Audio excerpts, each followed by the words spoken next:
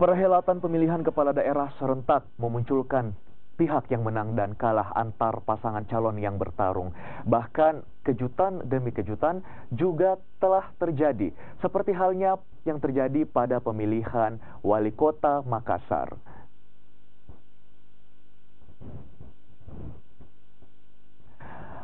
Dari hasil rekapitulasi di 15 kecamatan di Kota Makassar, Sulawesi Selatan, kolom kosong menang di 13 kecamatan dengan total suara 300.795 suara atau 53%. Sementara Munafri Arifuddin Andi Rahmatika Dewi meraih 264.245 suara atau 43% dan unggul di 2 kecamatan, yakni Kecamatan Manggala dan Tamalate.